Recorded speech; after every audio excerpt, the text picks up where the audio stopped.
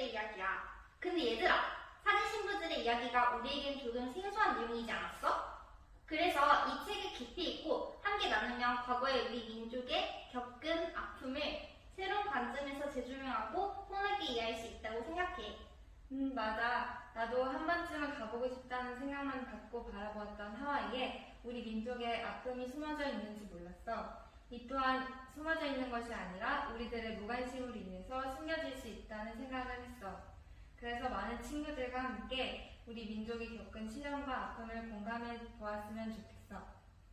또한 책을 읽으면서 시대적 배경으로 인해 인물들의 일상이 뒤바뀌는 모습이 매우 실감나게 느껴졌어. 후반부에서 서술자가 바뀌는 지점에서는 반전이 진행되어 더욱 흥미롭게 읽었어. 지혜야, 너는 읽고 어떤 생각을 했니? 나는 작품에서 다른 역사적 상황을 맞닥뜨렸을 때 우리라면 어떻게 대응했을지 고민해보고 같은 사건을 두고 다른 인물들은 어떤 생각을 펼쳤을지 고민해보았어. 이렇게 작품을 읽으며 발견한 이야기거리들을 너희들과 함께 나누어 보고 싶어. 그래, 좋아. 그럼 지금부터 시작해보자.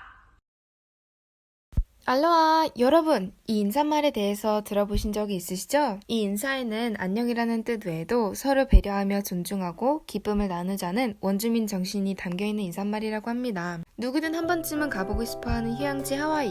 이 섬을 생각하면 무엇이 떠오르시나요? 커다란 야자수, 알록달록한 꽃목걸이.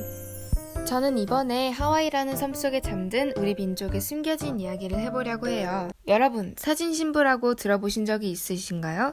아마 처음 듣는 분들도 많이 있으실 것 같아요. 사진신부란 대표적으로 하와이 지역에 있는 한인들의 사진 교환을 통해 이루어진 중매결혼, 사진결혼, 사진혼인이라고 합니다. 그러면 첫 번째 사연입니다. 안녕하세요. 하와이 사진신부 버들입니다. 제가 하와이로 간 이유는 그분의 인물도 마음에 들었지만 신랑이 지주라고 전해 들었기 때문이에요. 무엇보다도 공부를 할 수 있다는 말에 가게 되었는데요. 사실 갈 때도 한 어머니의 딸로서 죄송하고 보내주셔서 감사했어요. 그리고 포화에 도착하고 몇 달 동안 남편과의 관계에서 정말 힘들었어요. 심지어 남편에게 첫정이 있다니 첫날부터 충격이었죠. 그리고 몇 달 후 시어머니, 아주버님의 묘를 가서 처음으로 남편과 깊은 얘기를 하는데 정말 너무 행복했어요. 제가 꿈꾸던 일상을 이룬 것만 같아 좋았죠. 그런데 첫째를 낳고 스스로 너무 힘들었어요. 그때 제 곁에 있어 주었던 송아가 저에게 큰 힘이 되었죠. 하지만 전 이사를 가게 되었고 거기에서도 참 많은 일이 있었는데 그중 남편이 독립투쟁을 하겠다고 나설 때가 가장 힘들었어요. 그래서 아이들과 다른 곳에 가 있었는데 제가 힘들 때 존재만으로 힘이 돼준 아이들에게 너무 고마워요. 그동안 함께 있어줬던 고향 친구 홍주, 송화에게는 말할 것도 없이 항상 고맙고요. 그리고 어느 날 남편이 돌아오게 되었어요. 한참 늙고 병든 모습이었지만 살아 돌아온 것만으로도 감사했죠. 그 이후로도 자식 부모 관계에서 여러 문제들이 있었지만 결국은 극복하고 감사한 마음으로 잘 살고 있답니다. 네, 첫 번째 들판위의 버드님께서 보내주신 소중한 사연이었습니다. 사랑하는 딸이자 아내, 귀여운 아이들의 엄마이자 소중한 친구였던 버들님의 이야기가 아름다웠습니다. 오직 한 위치에 존재할 수 없었기에 많은 혼란과 따라오는 책임이 막중했을 것 같은데요. 특히 낯선 땅에서는 더더욱 힘들었을 것 같습니다. 흔들리지 않고 피는 꽃이 어디 있겠어요. 그래도 포기하지 않고 끝까지 자신이 맡은 위치에서 잘 이루어낸 버들님의 노력에 다시 한번 반하고 가요. 다음은 찰리사랑 홍주님의 사연입니다. 안녕하세요. 이 사연 보내면서 덕분에 많은 생각을 하게 되었어요. 젊다 하기엔 너무 어린 나이에 시집가는 것부터 해서 사진신부로 가기 전에 이미 한 번 병에 든 남편을 잃은 과부였어요. 저 때문에 남편이 죽었다는 등 주변에서 주는 눈초리가 장난 아니었었죠.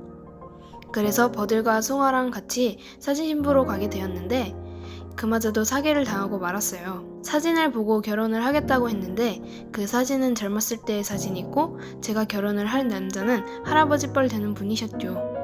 이도저도 못하고 그때 많이 괴로웠었어요. 버들 걔는 훤칠하고 멋있는 남편 만나서 잘 사는 것 같다만 제 팔자라고 생각하고 살았죠. 고생 끝에 낙이 온다더니 전 남편이 한국으로 자식 데리고 떠나서 저는 찰리라는 남자를 만났어요. 저를 아껴주고 정말 사랑해주는 남편을 이렇게라도 만나 다행이라고 생각했죠. 하와이로 오기 전에는 과보라는 이유로 받았던 구박과 주변에 자연스럽게 자리잡았던 편견의 시선을 가진 채로 살아가야 한다는 사실이 아직도 씁쓸하지만 이렇게 찰리를 만나기 위해서 겪었던 수모라고 생각하면 아무것도 아니에요. 낯선 땅에서 지내는 것이 힘들기는 했지만 전과 같은 눈초리를 받지 않아도 되고 말이에요. 제 입으로 말하기는 그렇지만 저의 열정과 끈기로 이런 것들을 이뤄내지 않았을까 싶어요. 곁에 있어준 친구들에게도 고맙고요. 라디오 청취자 여러분들도 아무리 힘든 상황이어도 포기하지 않고 끝까지 도전하셨음 해요. 네, 찰리 사랑 홍주님의 사연 공감하며 들었습니다. 여자인 저도 공감할 수도 있는 부분이 많았는데요. 자연스럽게 자리 잡은 편견의 시선을 가진 채로 살아갈 뿐이다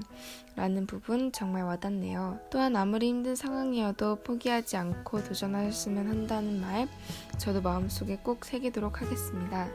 그럼 다음 사연은 마침 방금 사연을 보시다가 연락이 오셨네요. 한번 연락을 해보도록 하겠습니다. 안녕하세요. 어디 사는 누구세요? 네, 안녕하세요. 저는 하와이에서 온 펄이라고 합니다. 이 이야기는 독립운동가인 제 아버지에 대한 이야기입니다. 자세히 말씀드리면 그런 아버지에 대한 저의 생각들을 말씀드리고 싶어서 신청했어요. 아버지는 어렸을 때 잠깐 봐서 아버지에 대한 기억이 거의 없어요. 아버지가 다녀갔던 기억도 희미해졌을 즈음에 1931년 다시 돌아오셨죠. 엄마는 아버지가 일본군과 싸우다 다리도 다치고 병도 얻은 거라면서 훌륭한 분이라고 했지만 제겐 조금도 와닿지 않았어요. 그동안 고생이란 고생은 다 했던 엄마가 아버지를 좋게만 말하는 것도 정말 이해가 되지 않았죠. 얼마 뒤 교회에서 아버지를 초청했어요. 아랫동네 교회에서 아버지는 조선혁명군에 대한 이야기, 다리에 총상을 다한 이야기를 했어요. 모두들 이야기가 끝나고 박수를 쳤죠. 기침하느라 말이 끊길 때마다 조마조마하긴 했어도 사람들의 박수를 받는 아버지가 자랑스러웠답니다. 하지만 윗동네 교회에 갔을 때는 아버지가 했던 말들이 당시 나뉘던 정치적 세력으로 인한 갈등을 빚어 교회 안은 아수라장이 되어버렸죠. 저는 아버지를 부끄러워해야 할지 자랑스러워해야 할지 불쌍하게 생각해야 할지 늘 헷갈렸습니다. 되게 잘 들었습니다. 그럼 오랜 시간 동안 아버지가 안 계셨는데 어떤 기분이 들었나요? 제 마음이 복잡했던 건 아마 이거였을 거예요. 누군가는 독립운동가였던 저희 아버지를 존경한다며 박수를 치고 어머니도 아버지가 훌륭한 사람이라고 하지만 아버지가 독립운동을 하러 밖에서 계시는 동안 가족인 저희가 힘들었던 건 분명한 사실이니까요. 많이 힘드셨을 것 같아요. 혹시 또 다른 이야기 하고 싶은 게 있나요? 어쩌면 여러분들은 교과서에 실려있는 많은 독립운동가들의 업적들을 보고 계시지만 그 독립운동가의 가족들은 그들을 보내기까지 많은 고민을 하였고 너무나도 힘든 생활을 해왔어요. 하지만 저희 엄마는 언젠가 독립이 된다면 아버지나 자신이 한 고생도 보탬이 된 것이라고 말씀하셨죠. 저는 이렇게 생각합니다. 독립운동가들을 떠나보내는 모든 가족들도 우리의 독립에 힘쓴 숨겨진 독립운동가이지 않았을까요? 네, 빛나는 진주님의 사연 잘 들었습니다. 교과서에서 볼 수 있는 독립운동가들 뿐만 아니라 우리나라를 지키기 위해 자신의 한목숨을 바쳤던 많은 독립운동가들, 우리는 대단하고 존경스럽다며 그들을 바라봅니다. 하지만 그 뒤에는 비추어지지 않는 또 다른 독립운동가들도 있다는 것을 알아주셨으면 합니다.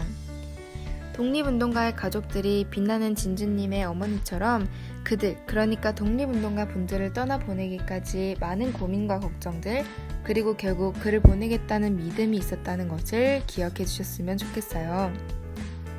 자, 여러분, 이렇게 해서 청취자분들의 사연과 전화 연결까지 들어보았는데요. 어떠셨나요? 직접 사연을 들어보니 제가 경험한 것처럼 너무 공감이 들어요. 그리고 우리 민족들의 숨겨져 있는 아픔과 시련, 그리고 이에 굴복하지 않는 열정까지 느낄 수 있었습니다. 사연에서 만나보았던 분들과 마찬가지로 우리도 아프게, 기쁘게, 뜨겁게 인생의 파도를 넘어서며 살아갈 것입니다. 그럼 다음 이 시간에 만나요. 안녕! 얘들아, 이 책 다 잘 읽어봤어? 잘 읽어봤지. 그러면 이 책을 읽고 무슨 생각을 했니? 우선 나는 버들에 대해 생각해봤는데 버들의 처음 낯선 땅으로 가서 그 땅에서의 생활을 견뎌낸 부분이 굉장히 인상 깊었어. 그리고 버들이 자신의 많은 역할들을 해내는 모습을 보고 본받고 싶었어. 나는 홍주에 대해서 생각을 해보았어. 조선에서부터 여성이라는 이유로 차별을 받아왔지만 이에 굴복하지 않고 자신의 삶을 개척해 나가는 홍주가 대단하다고 느껴졌어. 나는 펄이 숭어의 딸이라는 사실을 많이 몰랐어. 하지만 이런 반전이 있어서 더 몰입할 수 있었어. 그리고 펄을 통해서 독립운동가들의 가족들의 입장에 대해서 알 수 있었고, 힘든 생활이 있음에도 불구하고 독립운동가들을 믿고 보내준 가족들도 또 다른 숨겨진 독립운동가가 아닐까 싶어. 나는 하와이가 단순 휴양지가 아닌 우리 민족들의 아픔과 열정이 담아져 있는 곳이라고 생각을 했어. 나는 이 책을 읽고 우리 민족이 겪었던 잘 알려지지 않은 고통과 시련에 대해 더 섬세하게 공감을 할 수 있었던 것 같아. 과거 우리 민족들의 다양한 경험을 생생하게 느낄 수 있는 책이었어. 여러분들도 알로와 나의 엄마들이라는 책을 읽어보시길 추천합니다. 하나, 둘, 셋. 알로하!